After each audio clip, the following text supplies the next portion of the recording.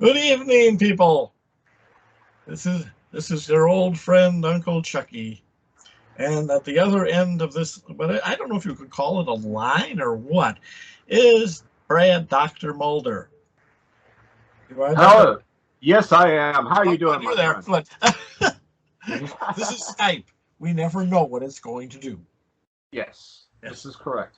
I mean, So, go ahead. go on. No, I was going to say, yeah, finish your thought. Sorry.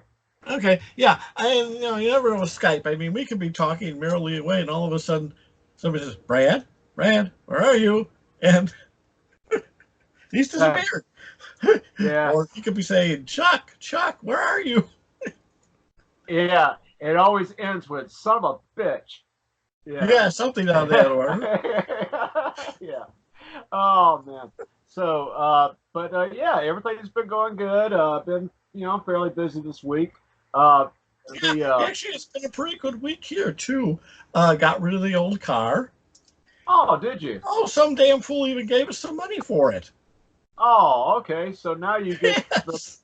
so now you get money to kind of take care of your new old car. Yeah, and buy a bag of groceries. Uh, Oh, yes, we're actually yeah. going to Well, it eat worked this out. week. Uh, Jeez. Yeah, I'm joking. But yeah. Yeah, I'm having car trouble this week myself. Damn. I think either I got a leaky head gasket. My mechanic already took the valve cover off and the head off. So Mhm. he's got to go get that checked. If it has a crack, then I'm probably going to wind up having to basically get another engine in this thing because it'll cost more to fix it than it would be to Well, get another engine. it depends on the model. I mean, the older cars, you could replace a head gasket pretty easy. Yeah. Now, who knows? They probably have to lift the engine out of the car, turn it upside down, Oh uh, yeah. take the bottom off. Oh, exactly. I mean, I think some of the newer cars you have to literally take the engine out to replace. I think it's like the water pump or the oil pump or something Oh, along that yeah, line. things like that. Yeah. Uh-huh. Yeah, yeah. But this thing, no, like I said, I got to find out.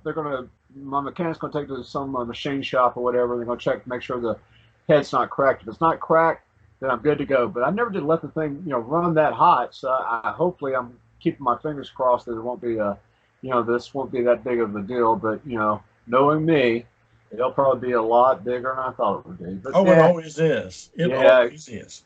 It's like with the yeah. old car. How my stepson managed to fix a brake line and in the process make the car not want to start. Ah, well, Well, he got the car, it's amazing. After 2 months, the thing actually decided to start.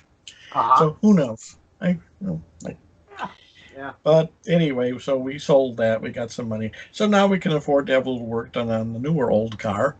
yeah, Because yeah. it needs a new muffler. Oh, okay. It's Yeah. kind of noisy.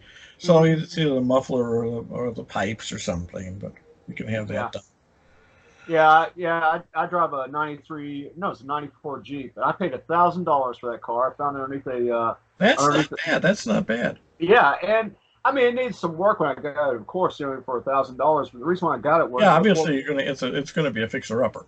Yeah, exactly. And the reason why I got it was, the four-wheel drive was working great, and I thought, okay, $1,000 four-wheel drive still works. It still cranks, even though the engine's leaking a little oil here. What the heck? I'm gonna go ahead and take a risk. And I have to say, I think I put almost 250,000, maybe 300,000 miles on that car since I've owned it. Mhm. And I mean, I've gone on a lot of adventures with it, and it's always got me, back and forth from where I wanted to go, and so I got to give it credit. Yeah, I I mean got that's my what you want. Something that'll yeah, get you back and forth from where you're going. yeah, yeah, exactly. Plus, I like the fact it has really just have all that computer stuff on there, so they can't shut off the car, while I'm racing Yeah, down the right. road or anything like that. Yeah, It's nice having an older car that doesn't have any of those features, so they can be frustrated. yeah, exactly. And plus, I it's old enough where my mechanic can actually work on it. Yeah, The new stuff they got it designed where you have to take to the dealership. What I mean, it's yeah. just No, got you like special. an older car because you can actually work on it, and you don't have people trying to take it over while you're driving it and whatever. Yeah, Because yeah. half the fun of being a passenger is sitting there with your amplifying helmet on, trying to do something to the computers and other cars on the road. Oh, Oh, okay. it's fun. They just stop in the middle of the highway. And it's just, Oh, jeez. Oh man, I tell you, every day I'm more and more impressed with that 3 dial powered helmet oh, that yeah. we Well, hey, built. it's a nice machine. It It really is. really It's a is. radionic box you can wear on your head. Hmm. That's what I always used to describe them. Whenever anybody asked me, what is the helmet? And I said, it's a radionic box you wear on your head. Yeah, yeah. Um, And then somebody asked me, how does it work? And I said, well, it takes the psychic stuff that comes out of your brain, runs it around in circles real fast with the magnets, and then shoots it out the top. mm, oh yeah. Yeah.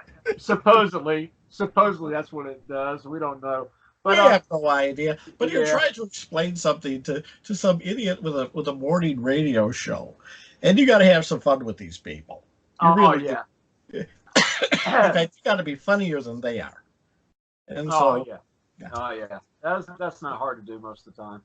Mm, But yeah. But yeah. I tell you that helmet. I already told you a story about during that storm, that hurricane from last year or whatever. I was using that helmet, and damn, if I didn't think I was right in the middle of that hurricane. mm. Or yeah, it was just absolutely. It was a very unique experience. I'm That's. sure it was. I've done these things with thunderstorms for years. Oh yeah, oh yeah. Speaking of, I thought maybe this week we kind of give the audience here, the ladies and gentlemen, a nice little a couple little ideas for setting up operations for certain things. I don't know. Hmm. I tell you what, do you want to go first since you're the world-renowned expert in such a thing? For example, Well, I didn't am an hear you. expert in all things. You pick something I can be an expert about here. Oh yeah, yeah. What do you got? Yeah, I got you. I am Um, Chuck the All-Knowing, so uh, oh yeah. Well, let's start I've off always like. been a know-it-all. Oh yeah, exactly. And I know you've written about this many times in your books, and also you've talked about this on your videos. But Mhm. what the heck, we'll go over it again. So We'll you got have a some fun. yeah, say you got a pesky neighbor, and down the street you want them to move, or either die or shut the hell up, or get arrested or something. I mean, you want something to happen where they no longer annoy you. All What of do the you do? above. Yeah, all of the above. What do you All do? of the above. And of course, sometimes you don't know quite what's going to happen. It's just that something happens. Um, Mm-hmm. yeah, I remember what was many, many years ago. I had a neighbor a couple doors down, and he wasn't a bad fellow. It's just that he had this bad habit of playing his stereo loud at supper time. Mm-hmm. I like dinner music. I don't like his idea of dinner music. Okay? Okay. Mm-hmm. He ain't playing Beethoven here, okay? Right. And so it's like, so I just basically took one of my gadgets. I think it was actually sort of like a pistol, a radionic box built into a pistol. And I pointed it at his house and pushed the button and thought evil thoughts at him. Uh-huh. And about a week later, one night, I'm awakened by him shouting out of his window, "Help! Help! Call the fire department! Help!" Oh. Yeah, he's stuck in the upstairs, his head sticking out of an upstairs window, calling for someone to call the fire department. I guess he did, but that was the days before cell phones, you understand. Right. And so he probably wasn't near the phone. The phone was near wherever the fire was. And so obviously somebody heard him and called the fire department because he got rescued and everything. It seems that a fire had started in his stereo. Oh, that's just so coincidental. I felt so. Well, I did feel bad. I was glad he got rescued. I'm glad the house didn't burn down. There was only some minor smoke damage where the stereo had been. But that's one way to get peace and quiet. Oh, okay. Okay. Yeah. Mhm. Well, One um, time, and then some years ago, living in the apartment with my wife, we had an extra neighbor that also liked to play their stereo real loud. And so I put on my helmet and I visualized things going on with the electrons inside the amplifier and the stereo. And not only was the stereo amplifier destroyed, but it destroyed their lava lamp. Really? Yeah, I didn't know how it destroyed the lava lamp, but he was quite mystified. Unfortunately, they just bought a new stereo.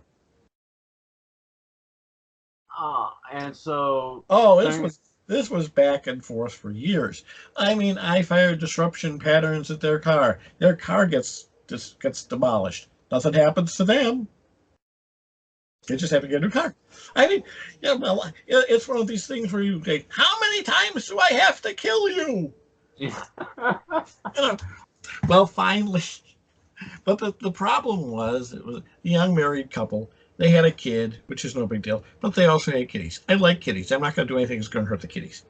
Right, right. So I can't really, totally blast them. Well, what happens is they finally have their breakup fight. She moves out, takes the cats and the kid with her. So now there's just him, and his brother has moved in. Okay, now I can move him out. Okay. So what I did is I basically took a gel, printed a disruption pattern on it, scotch taped that to the front of a flashlight, and I aimed it at the adjoining wall every once in a while. Oh, okay. About a month later, they were gone. Well, that's interesting. Yeah, that's one method that can be used. Another method, if you really want to have fun, is you get a witness sample of the offending house or the people, but the house is good for what you're going to do. And you set up the machine just as a contact rate for it. Okay, so you just take a rate for the house to put you in touch with it. Okay. Do the same with the helmet. And then visualize this black cloud filling the place. All right. So it's like this like some sort of cartoon where there's a house that's just covered with a big black cloud. Okay.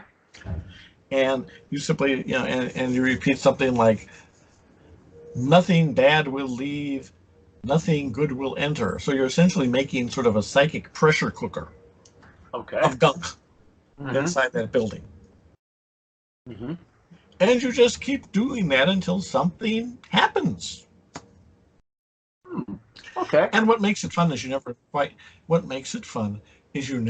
quite know what will happen.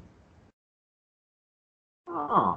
It'll be entertaining. I mean, their gas line could blow up, or they could be the subjects of a mistaken drug raid, or one person in the house goes berserk and kills all the others. You don't know. You have no idea. But that's the fun of psionics.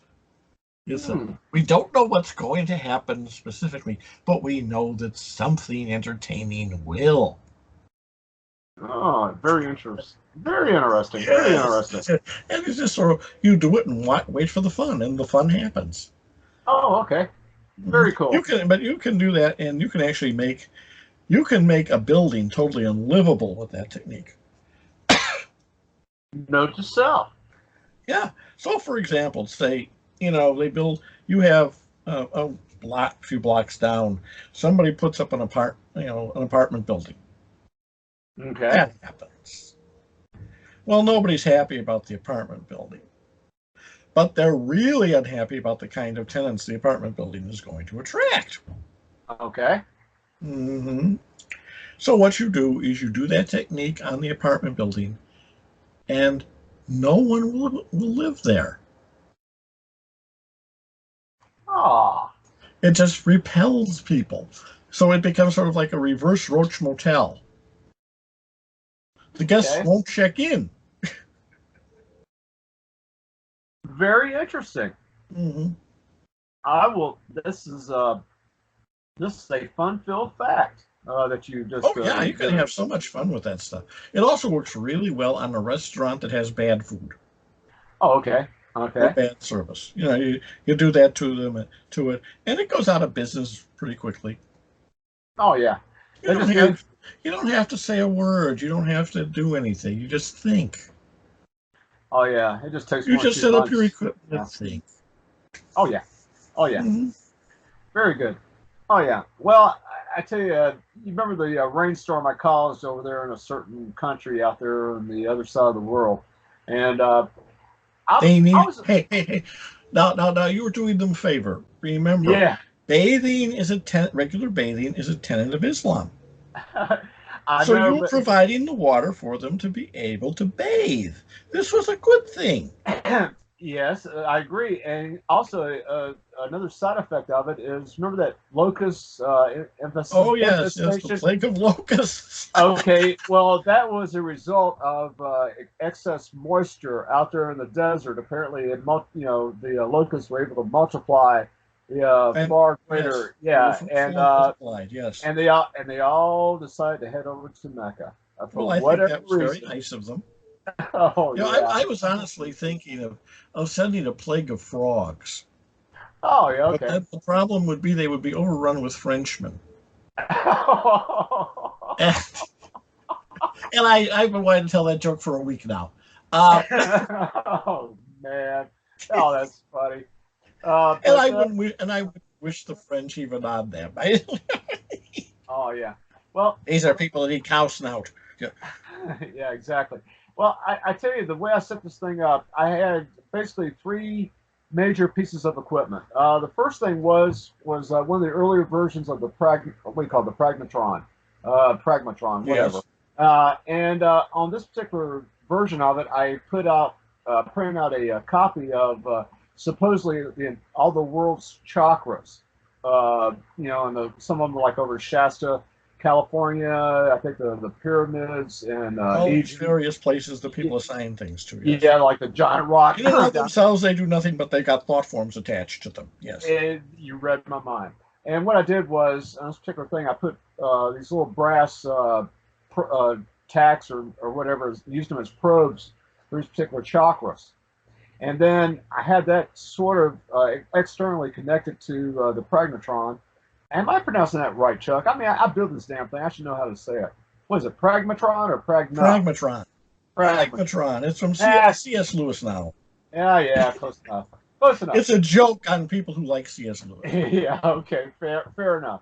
And then the second thing I had was a homemade orgone generator, which is real simple to build. It's just basically Oh, yeah.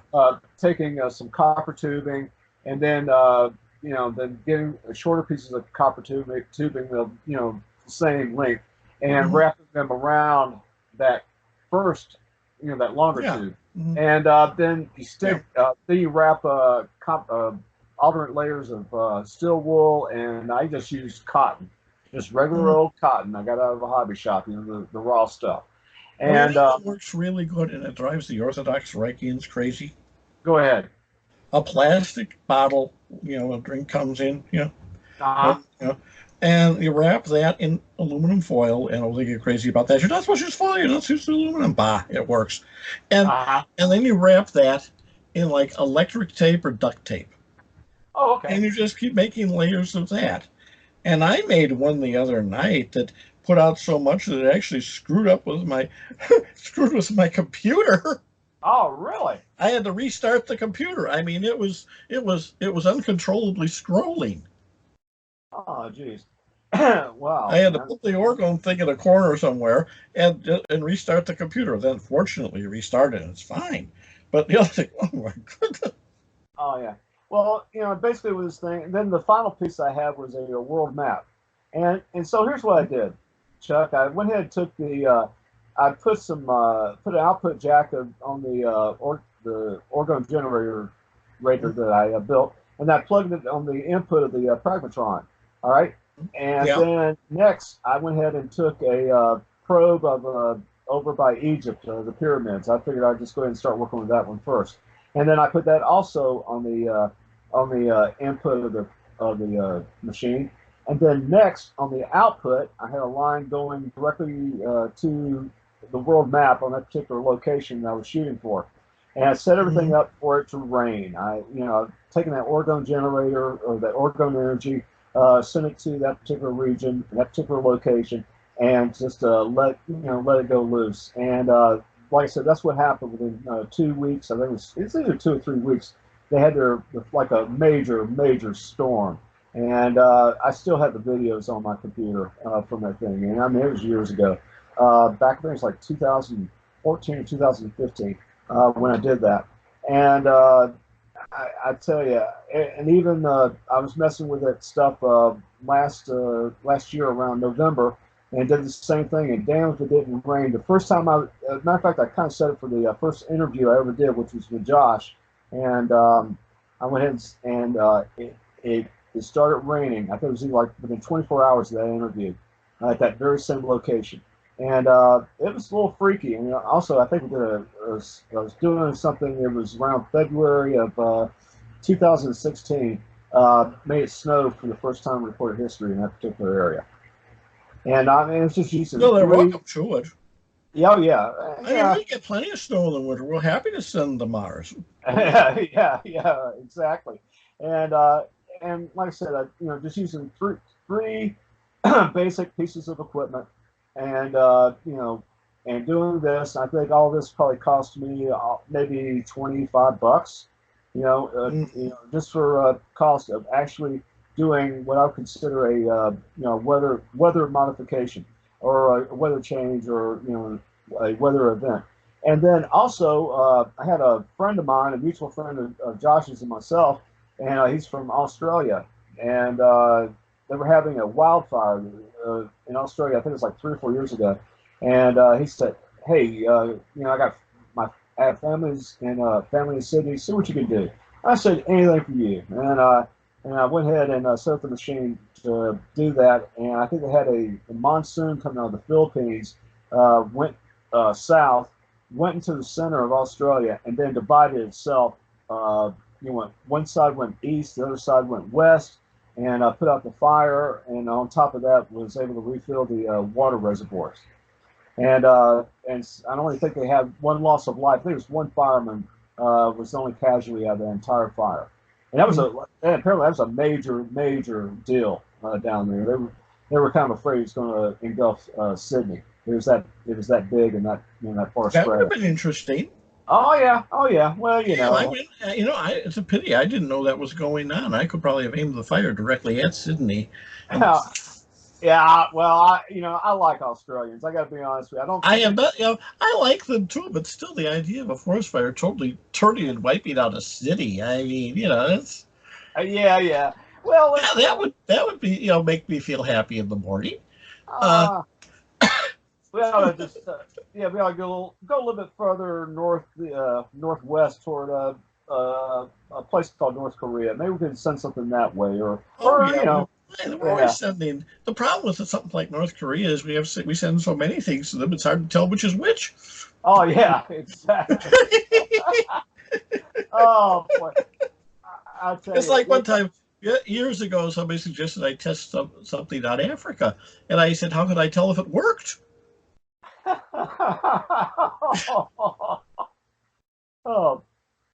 Oh man. Yeah, I've heard a lot of stories about South Africa. Central Africa. Well, Central I heard. Africa, yeah. Okay. And I said, well, how would I be able to know if it worked? They have so many things happen anyway. Oh, geez, I tell you.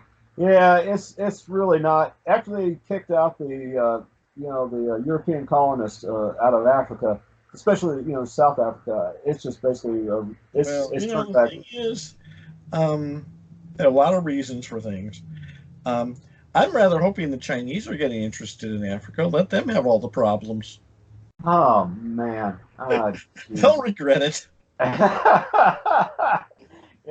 And of course, the greatest mistake we made was not letting the Russians have Western Europe. Oh. Can you imagine the poor Soviets trying to run France? Oh, God. Yeah, the Russians going to think, "Oh, I thought we had body odor." Oh man.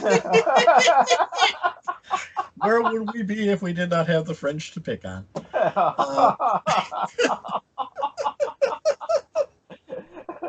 Even Russian women shave armpits. What kind of country is this? Speaking of Russia, I have to recommend a movie. Go ahead. The Death of Stalin, 2018. It is wonderful. It's Oh, less really? about Stalin than about the fall of Beria, Stalin's heir apparent.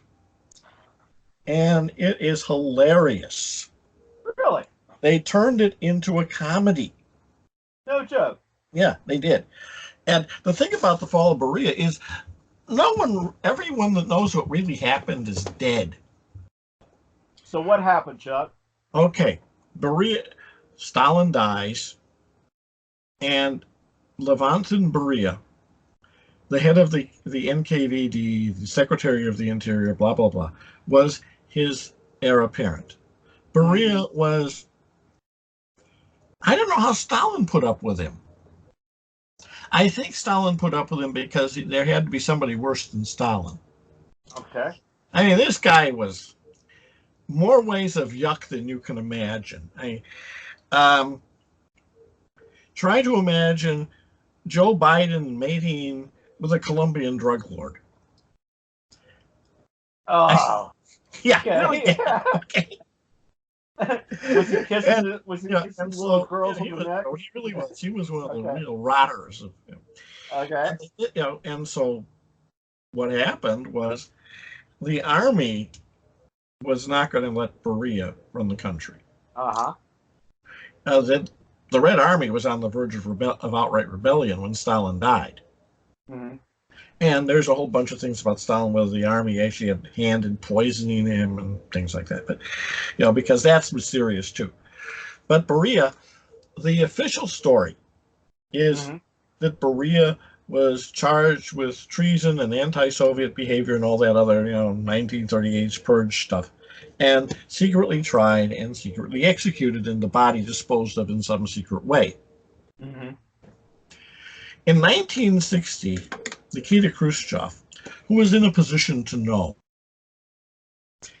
let slip to a group of Italian communists that Beria was, they had a meeting of the Central Committee. They called it the Presidium then.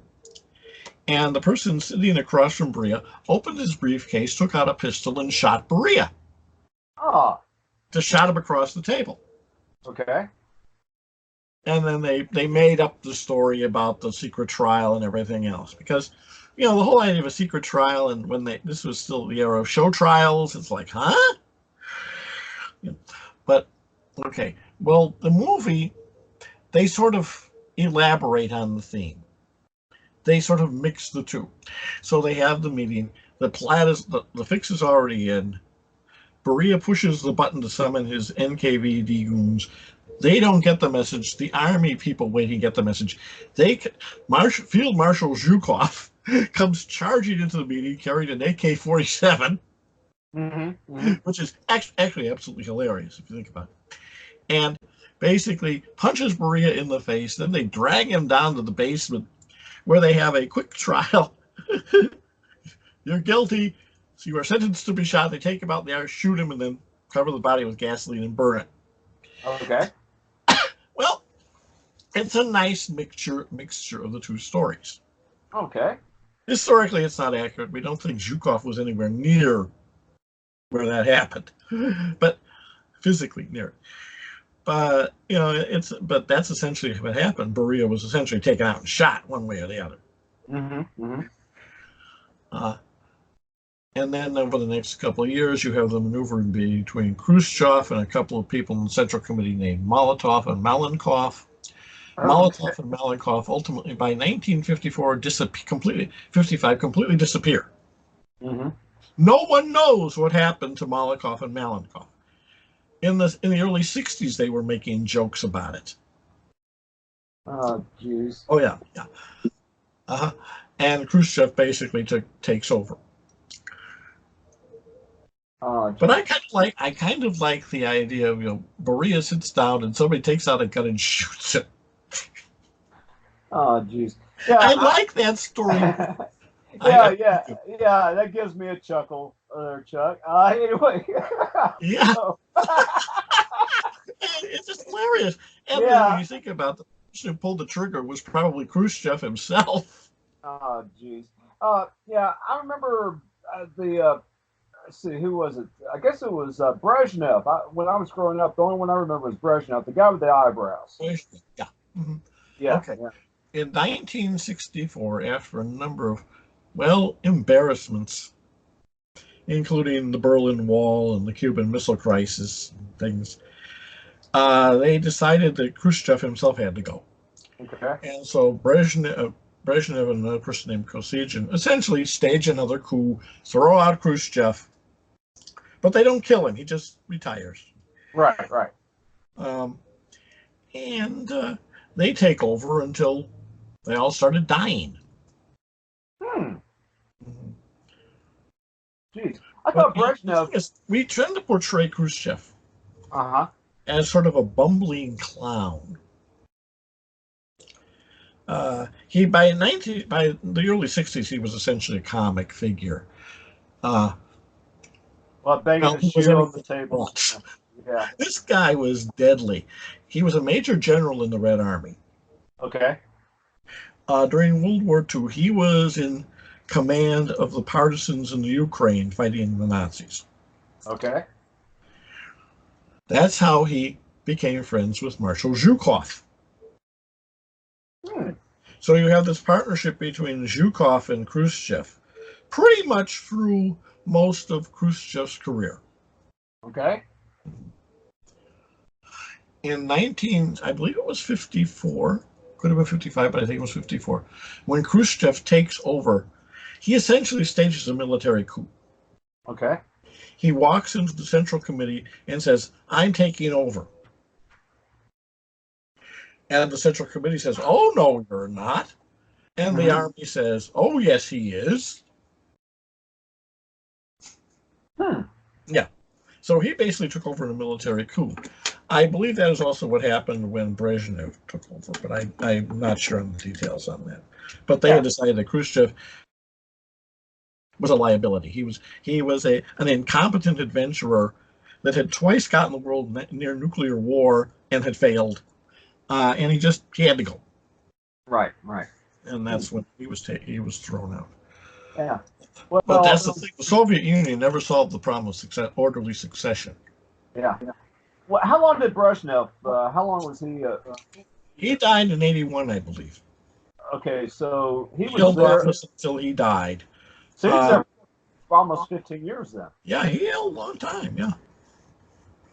Yeah, because I Uh, remember that's all I remember of growing up was this. Reagan got inaugurated and Brezhnev died. Yeah, then I guess they had like Uh, one guy gets in during the fall of the the Iron Curtain, or what was his name? I know he was like a real bad alcoholic, and he died like a year or 2 years after the fall of the Iron Curtain, if memory serves. What was his name? okay, that was, but no, Yeltsin is still alive. To the Oh, best, I thought. Oh, okay. I thought he was still. I thought he he's a drunk, but he's still alive to the best of my knowledge. okay. Then they get rid of him. Then they bring in Gorbachev. And then, no, what happened is no. I will explain what happens. Oh, you're the Brezhnev historian. dies. Yeah. Okay. Also, sort of an amateur Sovietologist. Amateur being operative word. He is replaced by a fellow named good God, Anatoly something. He's replaced by somebody whose name I cannot remember at the moment. I will remember it after we're talking. He lasts in office for a couple of years. He dies of the common cold. Hmm. Well, he probably had help. But it's Right. funny. He disappears. He just Okay. disappears. He disappears for 2 months, and everybody says, "Oh, he has a cold. He'll be back. He'll be back." Well, he was dead. He was in a freezer in Vitebsk or someplace. Right. Right.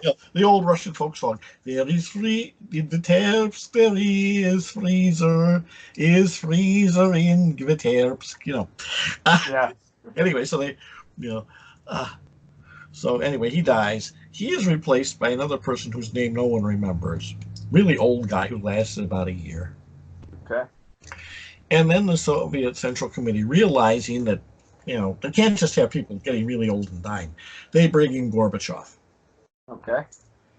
Gorbachev is the Soviet equivalent of Jimmy Carter. Right. Right. Right. He Exactly. single-handedly proceeds to destroy the Soviet Union. Oh yeah. Oh yeah. He was in office during Chernobyl too. Is that correct, or is that before? Yes, he Oh, okay. was. Yeah. Oh, oh yeah. He And really had a crappy Chernobyl time. really, Chernobyl was the great embarrassment for the Soviets because they had made this big deal about Chernobyl. Oh This yeah. was their showpiece, Yeah. big propaganda thing. And for some reason, all of the fail-safe systems, for some mysterious reason, no one will ever really know why, decided to fail at the same time during the test. And the test turned out rather badly because they sort of blew up. Mm-hmm. Mm-hmm. Yeah. Oh yeah. And they had a hell of a time. They couldn't quite figure out how to put out the fire. Oh yeah. Oh, I remember. I remember the night they announced that announced Chernobyl, and that's in my mind. That's when I said the Soviets have finally lost. They have lost Oh, the that, Cold that War. really was, to a certain degree, the shot that ended the Cold War because that took all of the wind out of them. Mm-hmm. Yeah, they lost whatever moral authority they had, and They never had Europeans any got. moral authority. There's no Well, such you know thing what I as mean. moral authority. There's tanks. You know, Yeah. Okay. Well, and okay? basically There's no they had such all. thing as moral authority. Moral authority counts for nothing. It's, how many guns have you got? And, they lost, but basically they lost their power to scare us. They can't even make their own nuclear reactors safe. Yeah, these people are really dangerous, right? Right. And so that's when everything starts to fall apart in the Soviet Union around the fringes. Uh, and finally, the Berlin Wall falls. Gorbachev hangs on for a couple more years. Then there's a coup to get, after the Gulf War, Mm-hmm. and the Soviets realize we have no working air defense. That's and because Iraq was such an important ally, and they gave them all their frontline equipment and everything, Mm-hmm. and it lasted 5 days. Um, they basically, well, the Central Committee decided that Gorbachev was kind of a failure. So they proceeded in August of 91 to do what they had always done. They locked him up in his estate in the Crimea, Gorbachev, and they essentially took over the country. Right. And the only problem is that, well, for some inexplicable reason, the Russian people didn't like that idea. Mm-hmm. And so they rebelled, and they sent in the army, and 3 tanks went over to the side of the rebels. And Boris Yeltsin stood up on the tank and, became the great hero for standing on the tank. The army, at this point, says enough is enough. Mm-hmm. And one Russian general is recorded saying, if they don't step down, I will drop my paratroopers onto the Kremlin. So the army essentially turns against the coup. The coup leaders are forced to step down, bring back Gorbachev, who was miraculously still alive. Oh yeah. Oh, I remember and that. then on Christmas of '91, the Soviet Union flag comes down, the Russian flag goes up, the Cold War ends. Right. Yeah. That's Yeah. it. Yeah. Yeah. That's basically the history in a nutshell. Yeah. I remember when Gorbachev, when they had him under house arrest or something, or quote unquote. Yeah, that's right. Yeah. Yeah. His Dasha, not Dasha. Dasha. Get my pronunciation right. That is a country farm, not a concentration camp. Dacha, Dacha, English translation. Yeah. Uh, Yeah. and he was, Yeah. he was under house arrest there. Yeah. Yeah. I remember he smuggled out some kind of a videotape or whatever, and it was like in a ball of tape, and they had to kind of straighten it out or whatever and play it, and it had like a bunch of lines in it or whatever, and it would skip. It was just. It was a very strange few days. It really was. Oh yeah. Oh yeah. Oh, that was unique. But yeah, the night I remember that almost as much as I do the Apollo moon landing. That was the night that basically the Soviet Union was no more. For all practical purposes. I mean, it still was limping along. Yeah. And then it just kind of fell apart. But of course, by that time, the Russian Empire had completely fallen apart. Mm-hmm. Mm-hmm. They lost all their countries in Eastern Europe. Uh, Oh yeah. But yeah, and see, the Ukraine. How did that? I guess that Ukraine, the Ukraine, its importance was basically the breadbasket of well, so not only right? that, but there's a lot of history there. You got to understand. Okay. The Ukraine has been part of Russia longer than Texas has been part of the United States. Mm-hmm. Okay. Uh, Russia actually technically began in the Ukraine. Okay. So it's not like, why was it made an independent country in the first place? Hmm. Yeah. This is the thing to understand. Uh, but that was the situation in the Soviet Union in 1992, that they were in that bad a shape that they even let historically parts of their country break off. It would be Mm-hmm. like if we were to suddenly let Texas be independent. Yeah. Uh, and so naturally the Russians want it back. Oh yeah. It's Oh. part of our country. We want it back. And Mm-hmm. that's where the whole and the Ukraine says, we were independent for 5,000 years. We were independent while the Chinese were swinging by tails in the trees, and so forth and Yeah. so on. And that's what the big fight's about. And of course, Mm-hmm. everybody else is going to Russia. Why do you want the Ukraine? Huh. Okay, we'll sell it to you for $25. It's a good deal. We'll throw in the Easter eggs. Oh jeez. Russia says, we're not paying more than $15 for the Ukraine. What are you, Matt? You crazy or something? Yeah. Yeah, it's craziness. It really is craziness. And you've got the stupid Europeans making a big deal out of it. Uh, mm. But like I Well, say, historically, the Ukraine has been part of Russia for a long time. yeah. Well, I know that there's a lot of Russian or a lot of Ukrainians that are still not too happy with the Russians from World War II, or I think it's either Oh yeah, they World don't War like. II. Listen, it isn't that it isn't that the Ukrainians particularly like the Russians. Okay, Mm-hmm. they've always seen themselves as a separate people. Mm-hmm. And of course, Stalin's behavior towards the Ukraine in 1931, when he starved the whole country, Oh yeah. uh, yeah, I mean, there's a lot of bad blood there. Oh, I But can imagine. it's like, what? It's not our problem. It's Yeah. not our problem. No, it's not. Yeah. No, it's not. Oh, Oh, jeez. it would be like if Germany and France decided to go to war again. Mm-hmm. That's nice. Have fun. Jeez. Yeah. Don't get Yeah. us involved this time. Yeah. But I'd tell you, times have changed. Like for Yeah. example, the border. The southern border. We've got. It's pretty prominent in the news right now. I mean, people forget. Was it back in the Eisenhower days after World War II? The GIs were coming home, and I think Yeah. and or no, it was before. It was after that. Eisenhower was president, and he signs an order to take all or to shut off the border and send all the illegals back to Mexico. So because they were taking all the jobs away from our guys. Uh, Yeah. I know. Look, all these things have gone on back and forth forever. yeah, yeah. I You mean, know, it was all right back um, then. well, for the bulk of the country, it'd be all right now. Yeah.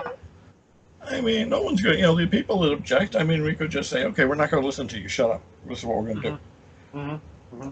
That's how you deal with it. Right. Uh, Yeah. or, of course, we could use the old Stalin solution. Okay, you go to Gulag. This is what we're going to do. Yeah. Yeah.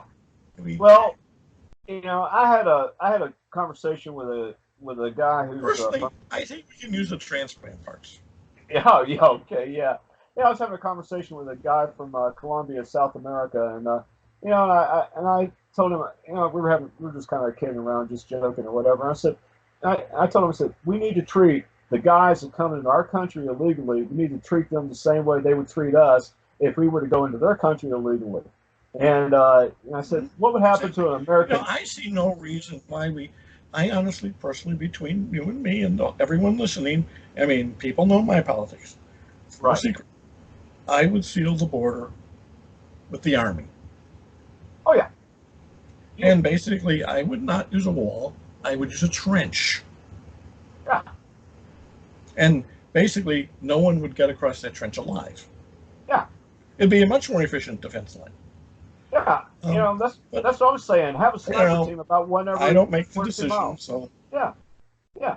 I mean, all you need is a sniper team about one every team about every 1 or 2 miles, and if you got somebody who tries to cross over, you give them a warning shot. If they continue to come over, then you maim them. why warning shot? Well, you want to be You're being nice. Yeah, being nice, because the optics will look You're really bad. not being nice. Well, I try to Or be the other somewhat of solutions, a okay, we let them across the border, and now we have free labor for certain things where we need free labor, and we have transplant parts. Oh, okay. These are good things. Okay, all right, yeah. I mean, but the thing is, people, when you're going to be nice, you get into trouble. It's like with psionics. Yeah. You can, you can gently persuade the annoying neighbors to leave, or you can burn their house down. What's more entertaining? Oh, jeez. Okay. Put on the helmet and make something fun happen. Yeah, fair enough.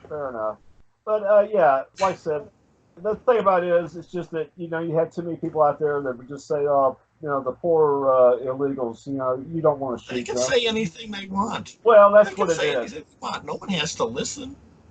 Yeah, but I mean, hell, the Mexican police, they would shoot you if you were crossing over the border. So I mean, I don't understand. I do not understand these people. I do not pretend to understand them.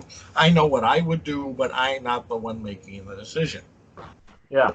Well, it's just the optics just don't look good. That's the problem. Yeah, I know. I understand. But yeah, I know.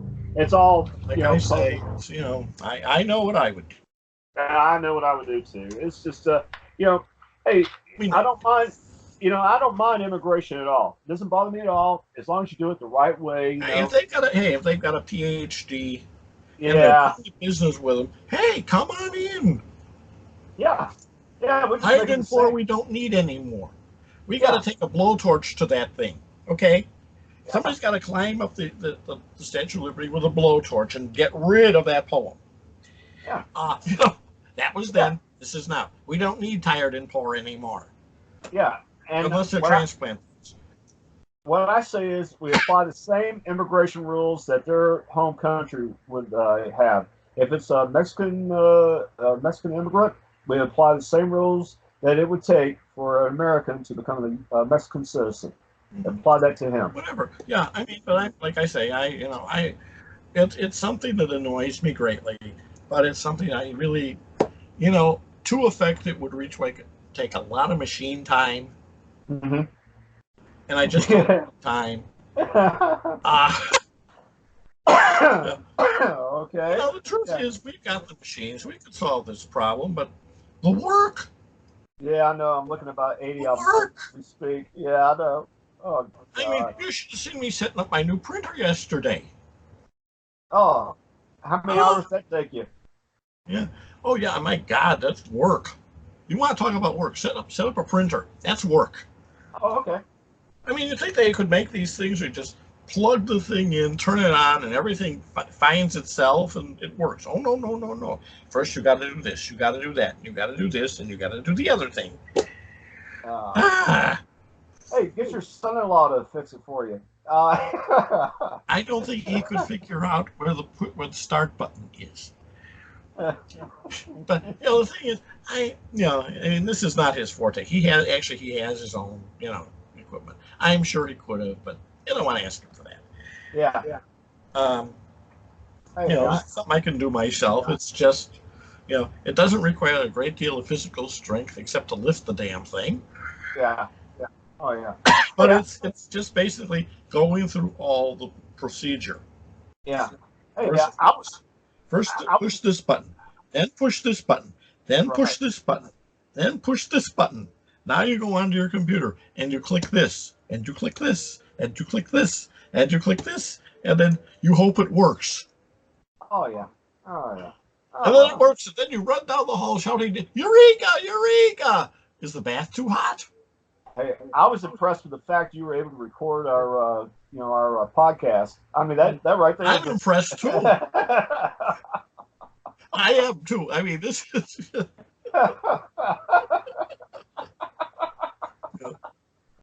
Oh. I mean, I am from. Hey, I'm from the days when computers had foot pedals and cup holders. Oh, You know, okay. All righty. Fair enough. Oh, yeah. jeez. But I need a new printer. I need a new printer because I need printers for witness samples, basically. Yeah. Oh, You you get the know, picture off the internet, but then you got to print it up. So. I've gotten to the point, Chuck, where I just take a lead pencil and just draw up, make up a sigil for a particular situation. That's where I've gotten to. I can do that too. I can do that too. In fact, I used to do that, but I'm old. I'm lazy. Oh, geez. So you're too damn lazy to take a pencil and I am scribble too damn lazy to pick up a pencil. I'm approaching my allotted 70 years and 10. And that's enough. Oh God. Oh man. And yeah, after so what are your plans for by the time when you hit 70? What are your plans after that? To be old. Oh, okay. So you're going to quit the business, or are you still going to do it, or what do you think? Oh, I'm going to still do it. I'm going to still do it as long as I can. Yeah, Still going to, yeah, as long as I can. Basically, you're working. I'll be honest with you. I get really frustrated sometimes. Yeah. Because let's be honest, some of the people we deal with, I mean, I'm not sure they can figure out what a dial is, much less turn it. Oh well, but I have. But generally it's fun. There's you get a lot of gratification from it. Yeah. I mean, you get these wonderful letters saying, "I got the machine," and 2 weeks later, my mother-in-law died. God. Yeah. It's. Oh man, I tell you, now I have to, I have another running joke with the guy who's works at the post office where I ship all my packages at, and I have to do whenever I send something, a foreign shipment, I have to fill out what it is. I told him, I said, if I was to actually write down what this thing does, it would never leave the country. Anyway, that's true. That's true. Yeah, I mean, weapon of mass destruction, implement of terrorism. Oh man, God only knows how many the equalizers.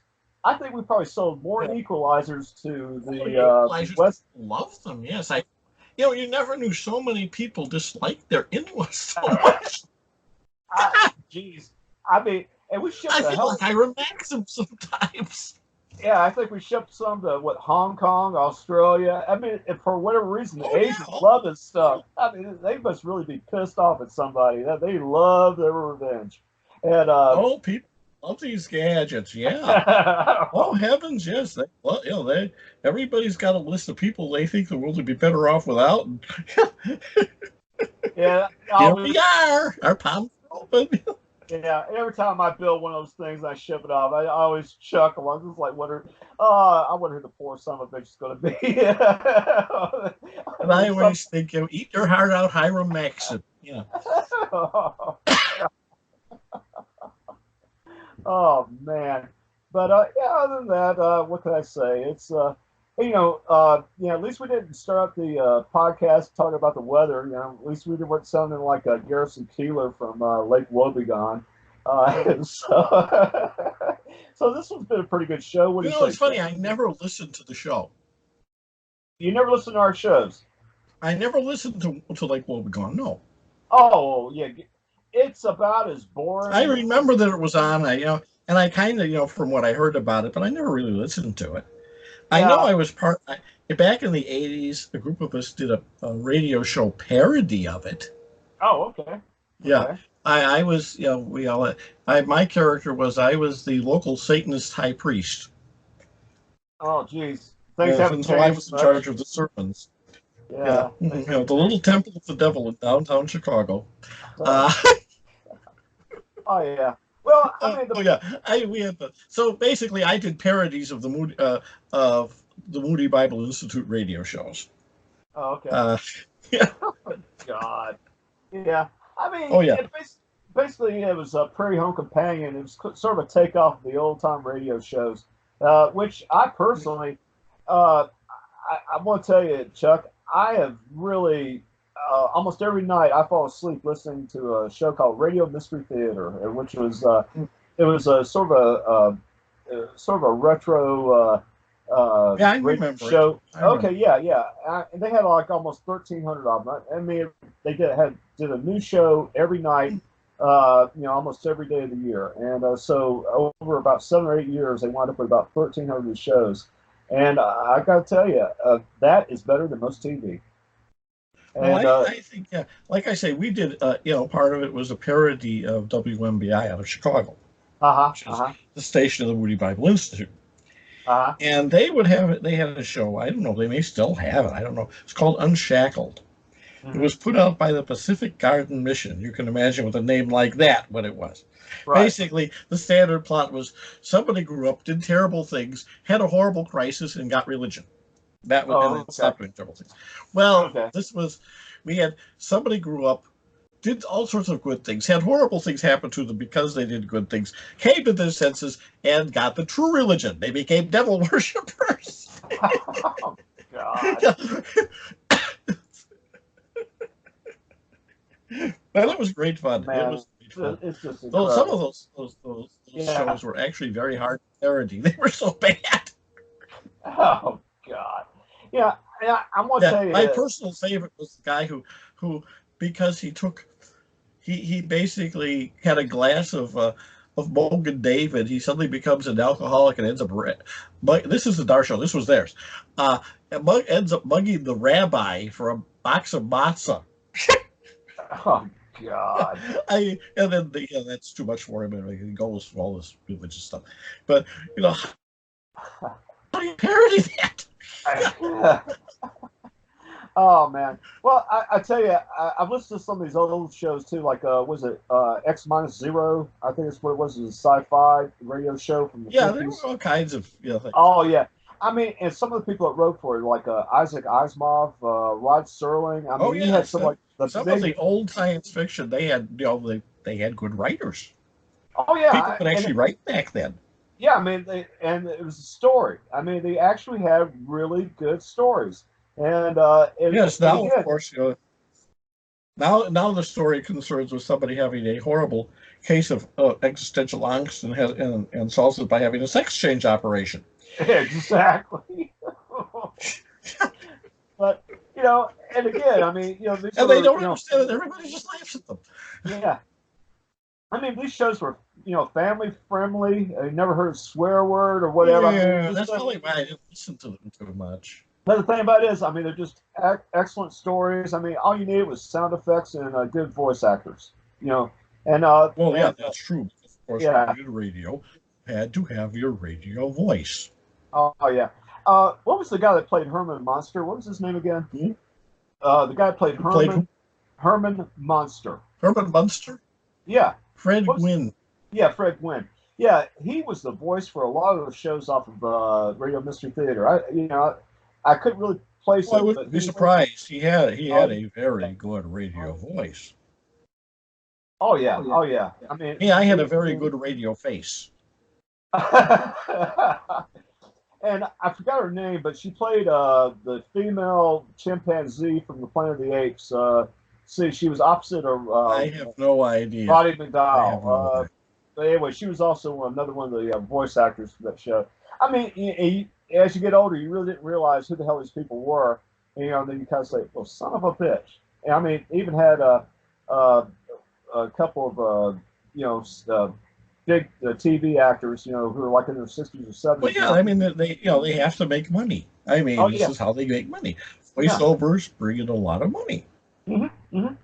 Oh yeah, and but again, why can we not tell stories like we used to? I mean, the stuff we got right now on TV. Because how many stories can you tell about somebody having existential angst leading to a sex change operation? I Yeah. mean, it's going to get boring after 7,862 times. Exactly. Exactly. It's like Oh, watching old Russian movies, which always end with some poor idiot peasant dancing around a tractor. oh, yeah. True. Oh God. Yeah. Oh man, I tell you. But it's just hey, I kind of wish that we were back there again in some ways. The 1950s weren't all that bad. No, they weren't. They weren't. The houses were better. Yeah. Yeah. Yeah. The clothes were less comfortable. They had a lot of wool. Yeah. Uh, I mean, I mean, everybody if you had a wore. good suit, it was made out of wool, and they didn't have the treatment for it yet, and those things itched. Oh yeah. I mean, and back then everybody wore a hat and a coat and a tie. I was like, Yeah, anywhere I you went, know. I was like, what the And you hell? roasted to death because they didn't have air conditioning everywhere. Oh, jeez. It was uncomfortable. I mean, it was uncomfortable. We got our air conditioner in 1963, and I will tell you, the world changed. Uh, Oh, I jeez. don't know how we lived without it. Jeez. I don't even know how we live without computers. I mean, if I I don't didn't, know. I don't know. I don't know how we could. I mean, I mean, we have our picture phones. We just don't call them uh-huh. phones. We call them televisions. I mean, we call them computers. Yeah. Yeah. I mean, Uh, I mean, you take a handheld device, make a phone call, you have a two-way video conversation with somebody anywhere in the you have all world. kinds of things with I those mean, stuff. yeah, Yeah. it's incredible, absolutely incredible. But what are you going to do? Yeah, we're stuck a couple of What do? grumpy old You men. do what everybody else does. You get Uh-huh. old and you die. Oh, thanks. Oh, geez, I'm trying to. That's what we do. Okay. Oh, Yeah. geez, I mean, um, yeah, but life goes on. yeah, but I tell you, I think I told you about that carbon 60. I sent you a bottle of it. And, I just had the one with the horse on the label. Yeah. Okay, yeah, Yeah. I've The been. horse little. Yes. Yeah, exactly. I've been taking that stuff for over a year and a half now, Chuck, and I quit wearing glasses. I think about the time I met you. Before that, I was up to. Before I started taking that stuff, I was up to. I think it was like a 2.5 magnification for my reading glasses, and now I don't even need them. It's the it's the I damnedest just thing. gave up seeing. Oh, okay. It wasn't Oh, anything worth seeing anyway, so I just gave it up. oh, yeah. And I remember Uh, I saw pictures of myself like from 2016, and I mean my hair was almost white. Now it's gray, and like toward the back of it's starting to turn a little brown, or back to its original color. And I tell you, there's something. okay, let me get out your witness sample here and see what color your hair is. Let me see here. Oh, God. that's Josh. Let me look at. Yeah, you're right. About kind of gray, light gray. Yeah. Okay, Yeah. back at the drawer. Anyway, Yeah, gee whiz. Hey, I don't need a witness sample for you, Chuck.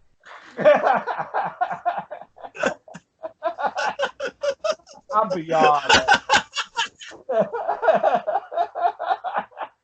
uh, Oh man, but no, I like I said that was that stuff that actually I've noticed a major difference physically from taking that stuff because I